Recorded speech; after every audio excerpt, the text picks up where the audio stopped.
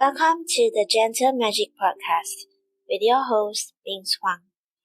I have witnessed how adding a tiny dose of gentleness adds magic to my everyday life, and I would love for you to experience the same magic too.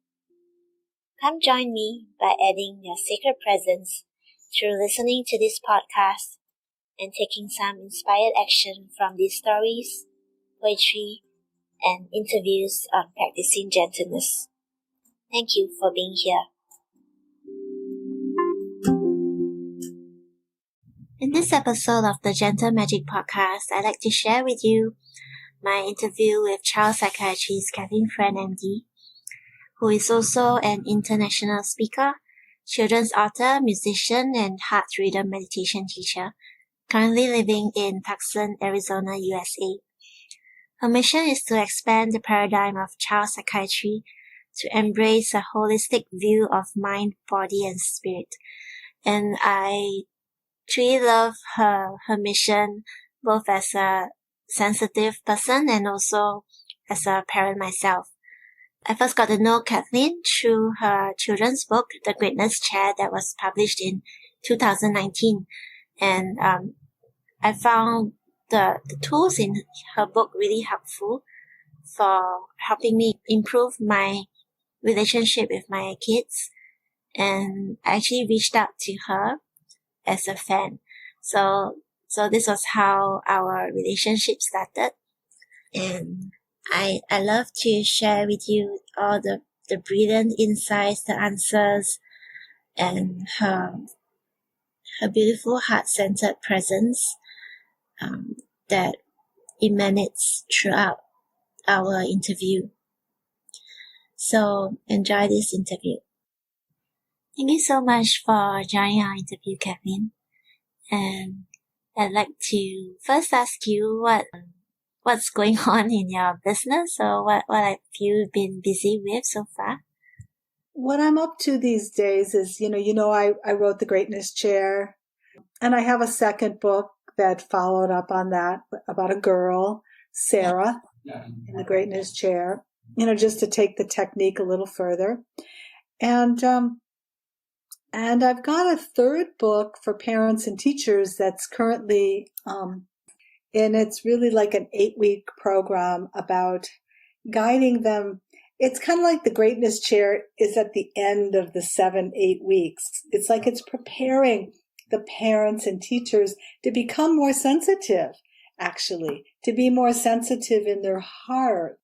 Yes. Okay, so it's really about preparing them for greater sensitivity. And I'm much more interested in this work than traditional psychiatry. I still work as a child psychiatrist at a hospital. But I feel kind of lucky because I'm able to talk to these teenagers, and a lot of them are very sensitive, and they're so sensitive, and everybody is affecting them because they're so sensitive. And so everybody keeps telling these people to, not be so sensitive, right? Yeah. And I tell them just the opposite. I tell them there's challenges to being sensitive. It's a hard journey. I mean, but it's better to keep your heart open and be sensitive and learn how to deal with your sensitivity than to turn it off. Yes. So I kind of deal with that. That's how I deal with that topic in my work. Feeling a lot of chills. Yeah. And it's really interesting because it's not just girls. Sometimes it's boys too. Even harder for them, right? Yes, that's right. And so some of these young men, and I'll just look at them, I'll say, I can see, you've got a very sensitive heart and you feel a lot, don't you? And they'll say, yeah. I'll say, well, okay, so your job is to learn how to survive, but keep that heart open. And so they all look at me like, what? So even in my traditional job, I'm trying to help people keep their hearts strong but open. Yeah. to see, and then of course to be able to see greatness. But Yes. yeah, so that's kind of what I do.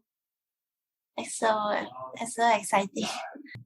I wrote an article that was quite popular with other sensitive readers, and in it I share about how, as sensitive people, when we grow to become parents, and we feel how our kids are actually sensitive too.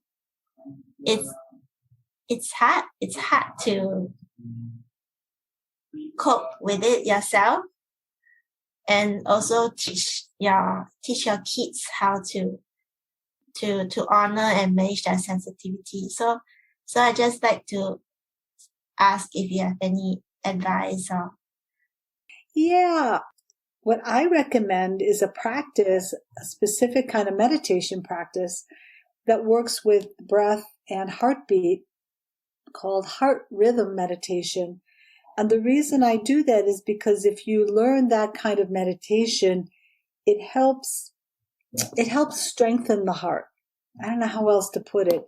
It helps you be able to take in all of the things that you can sense, all of that, without getting off balance.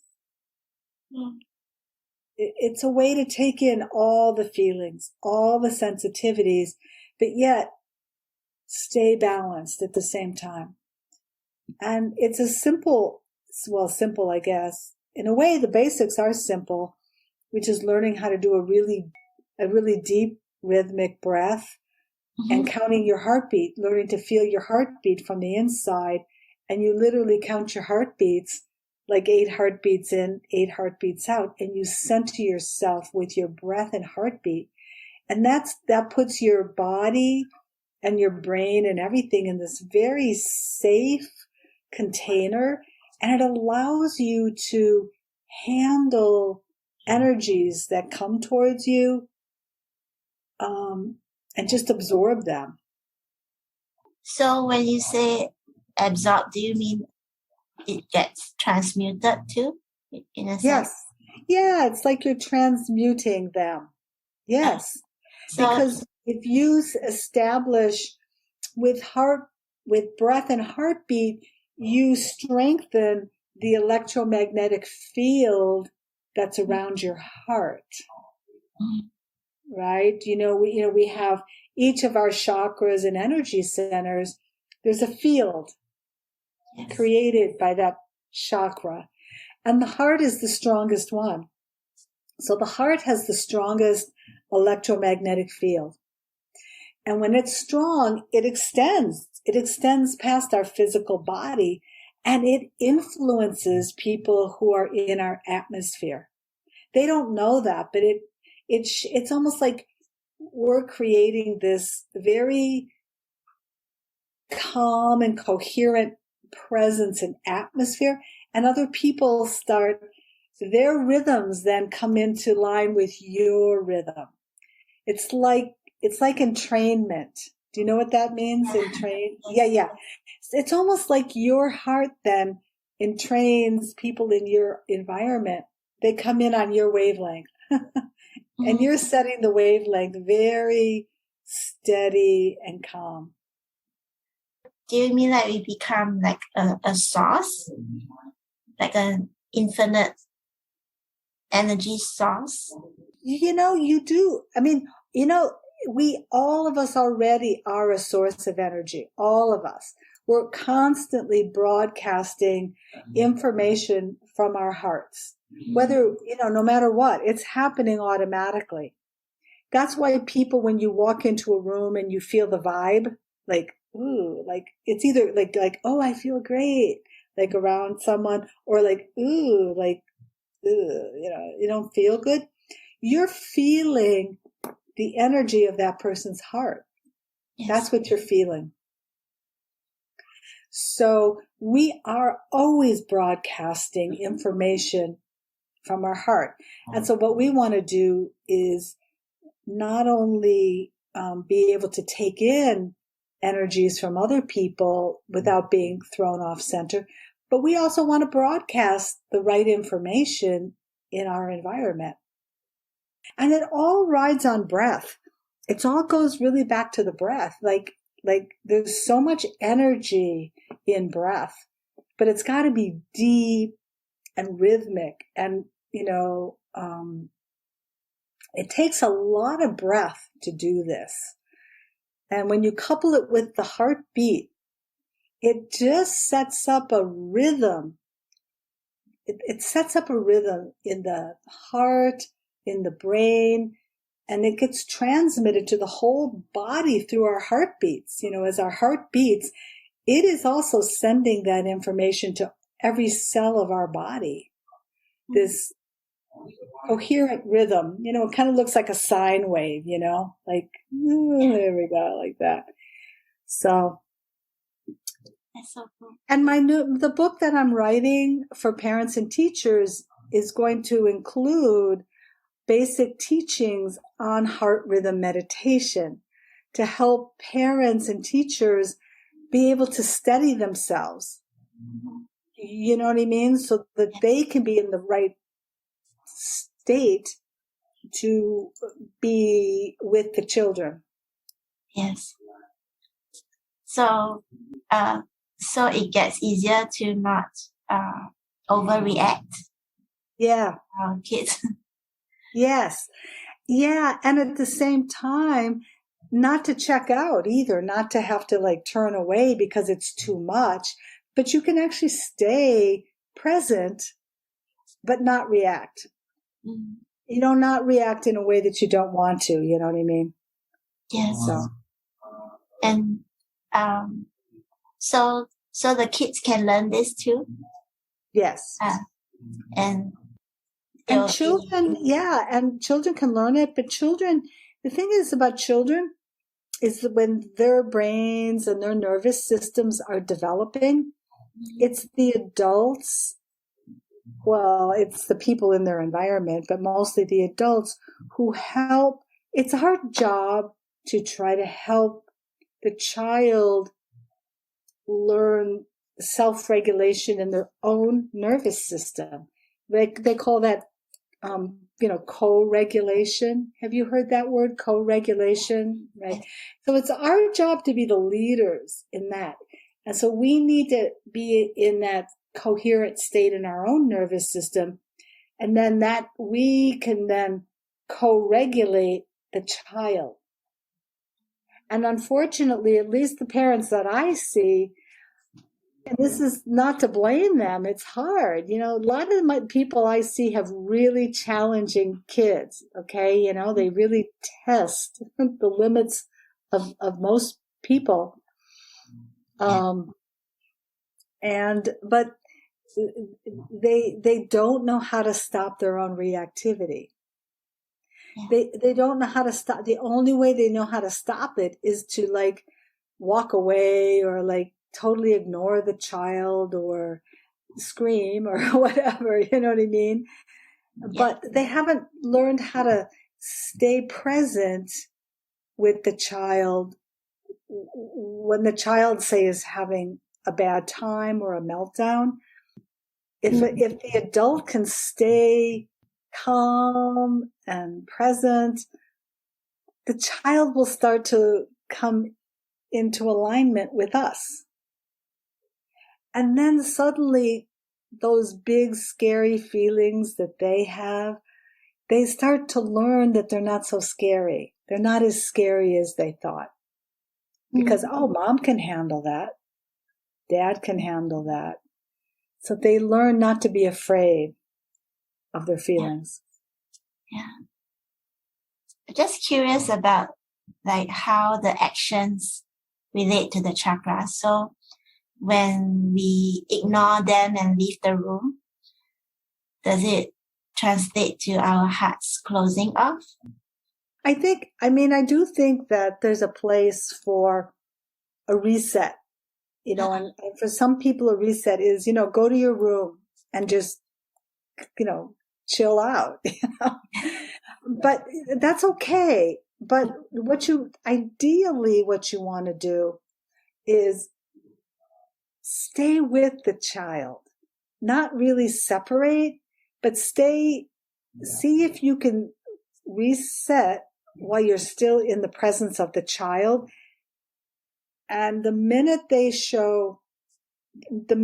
child shows anything that shows they're calming down, right away you say, I noticed you aren't yelling quite as loud now. You're really starting to get into better control.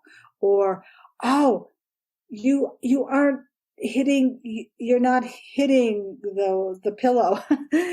You're just yelling now. You're starting to get in control. You just look for anything where the child is starting to come back into control, and you want to mirror that back to them and show them, that's what you're doing, and that teaches them they're like, that's what the beginning of self-control feels like. And it's really hard to do that if you have the child goes to the room and you shut the door and you go away. There's no teaching. Now, sometimes you have to do that. I mean, that's certainly better than screaming and yelling, right? You know what I mean? You have to pick you have to do the best you can. But ideally, you want to stay with the child so that the learning can go on. Yes.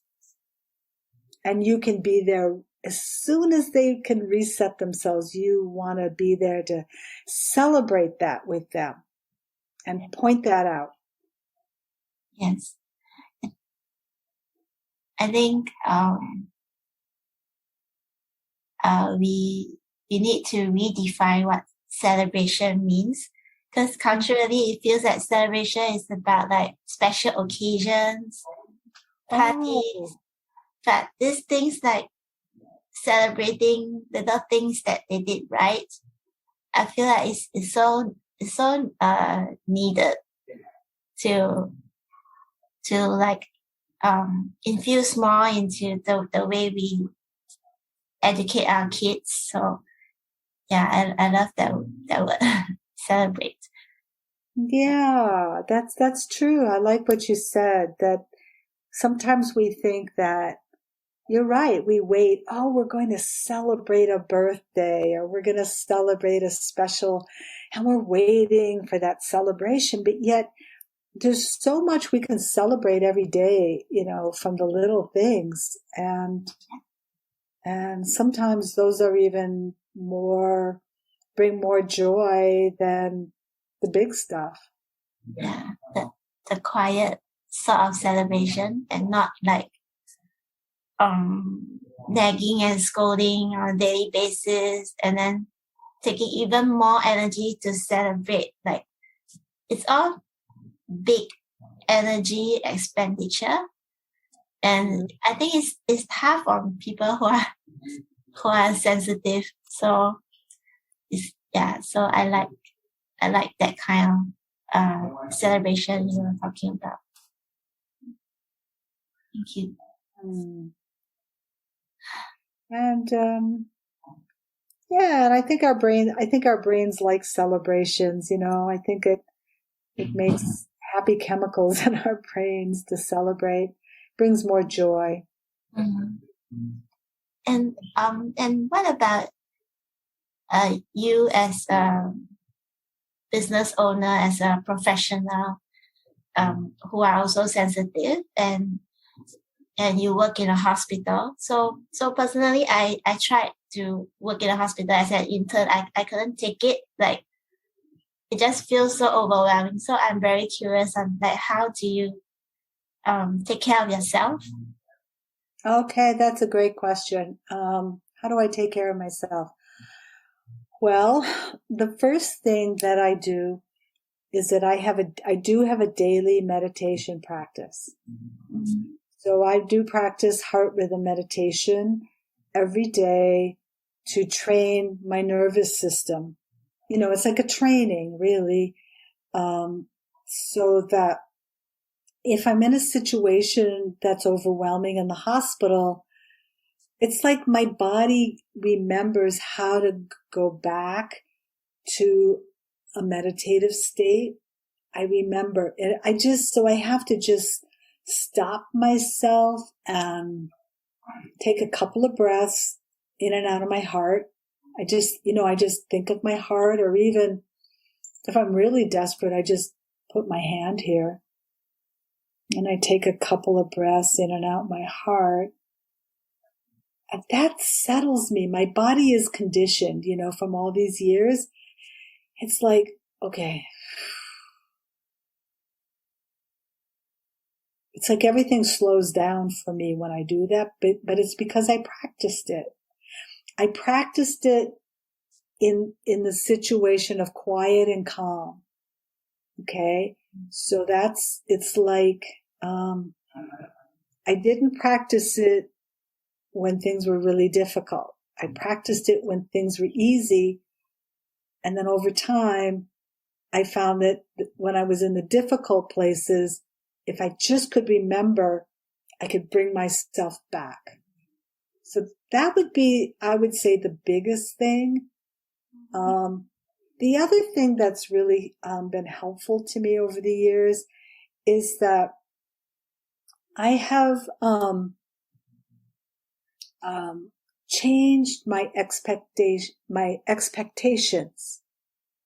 So when I'm with a patient and they have a terrible life and terrible circumstances, I mean, I see kids that have lives that you just can't imagine. I mean, they're like they're not lucky, And I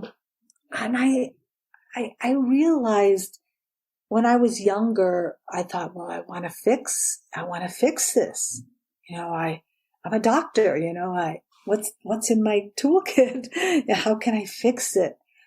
And I did that, I did my best with tools to fix things. And I still want to fix things, but more and more, I think it's not for me to fix. I just need to show up and just be with that person. Simply be there, present, fully present for them. And I find that if I just show up like that, they feel my heart.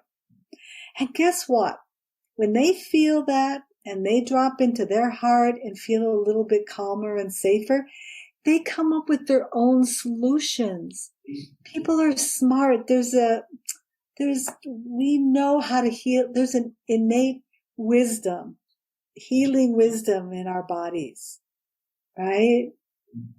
And, we have to believe that if we just set the conditions for another person, there's a lot they can do to find their own answers and their own healing. Does this make sense? Yeah, I'm crying. I'm crying because I think I went through a similar journey. I mean, that's why I took up energy healing, because I witnessed a miracle when I was just doing healing on my colleague's scoliosis, the shoulder blades, and it got readjusted in just a few sessions. And I wanted to go and fix people. So I didn't have that similar kind of miracle, but it taught me to be more present with people instead. Like being present is much more important than helping them to solve their problems. So, yeah, because a lot of people, if you get out of the way, they'll come up with a lot of solutions. I mean, you're there to help. It's not that you don't. I mean, I do offer advice to people. You know what I mean? But I also, I find that I do that too much, actually, and I'm really trying to hold myself back a lot more. So to help people find their own truth, their own truth inside their own heart. Like, who am I to know what's right for, I feel like I'm just there to shine a light, like help me shine a light on you to show you who you are. Who are you? Who are you? You're more than you think you are. You don't know. You think you're this. You think you're the diagnosis some doctor gave you, or you're this. But you're more than that.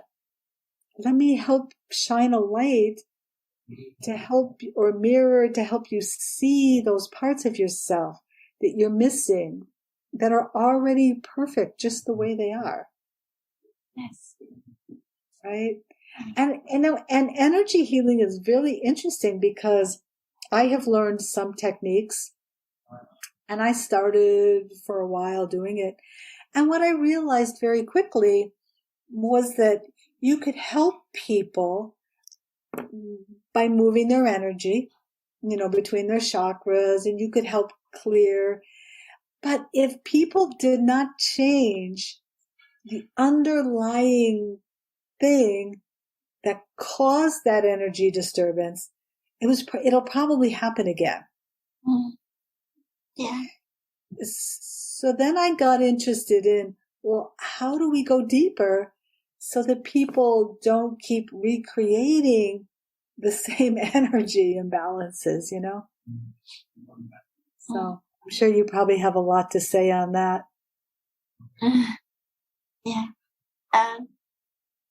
So I discovered that energy healing, there are two broad categories. The first one is proactive. It can become very diagnostic to find the root cause. And the other way is to trust that by holding space, the root cause will appear. The body has its own intelligence. So I'm veering towards that side. Yeah, I'm very happy that. Yeah, I really think it's interesting. I think we're kind of talking about the same things, and we each got there our own way because of, our life experiences and where we live. But at the end of the day, the truth is there's only one truth. I mean, everything converges after a while into the truth. There's kind of one truth. If you keep going down, So it's just beautiful. I'm sure you do really beautiful, powerful work. Thank you. And your sensitivity, of course, was your great door and opening to be able to do this kind of work. And because without that sensitivity, it's really hard to be a healer. Yeah. Thank you. It's a great gift. I just have one more question. Did you learn about all this heart resonance before you did your psychotherapy training, or was it halfway through? No, it was much later. No, I learned heart rhythm meditation 10 years ago. Mm-hmm. And, I did my training in psychiatry almost 30 years ago now. So when I was training, interestingly, my training was pretty good because psychiatric drugs were they were available, but Prozac, the first antidepressant that really was easy for people to take, Prozac, and it didn't have too many side effects. That actually came out when I was doing my residency in psychiatry. So there was still tremendous emphasis on psychotherapy. So a lot of my training was in psychotherapy, and the drugs were kind of an afterthought. The doctors who came after me, little by little, they didn't learn very much psychotherapy anymore, and it was all drugs. So I feel really fortunate that I trained many years ago. So even though a lot of the things that I learned early in my career, I don't use those techniques, the psychotherapy techniques. I think things have moved. Yeah, I think the techniques have gotten better, but I never felt that drugs were they have a place, but I never thought they were as important as a lot of psychiatrists now believe. Yeah. But now I didn't find out about the heart until 10 years ago, and it changed my life. Totally changed my life. How did you get into it? I had a friend who was taking an online course by this group that teaches heart rhythm meditation. And I really liked this person. And I thought, she's very smart. And I thought, if she's interested in this, there must be something to it. So then I took an online course, and, it was like, okay, but it was online. This was 10 years ago. Everything wasn't online then. And I thought, well, this is okay, but I didn't really, really get it. And then I thought, well, they're giving an in-person program. Maybe I'll just go in person and see what it's like. And when I walked into the room there were maybe 30, 40 people attending this workshop, and the teachers, and I walked in and I felt this heart, and I didn't know what it was. Okay. I didn't know what it was, but I was feeling the heart energy of people who practice like this. And I thought to myself, I want this. I knew I wanted it. And so they had a 2-year program called the University of the Heart. They still run this program. And so I joined right away, and I kept taking classes, and, and now I'm a teacher for them, so it really changed my life. I'm happy. I'm fulfilled. I'm aligned. I feel like all the things I do, like, just writing those children's books and all this stuff, that would have never happened if I hadn't learned how to get into my own heart. Because those books, they came from my heart. They didn't come from my head. They came from someplace else. Thank you so much for all your sharing. You're welcome.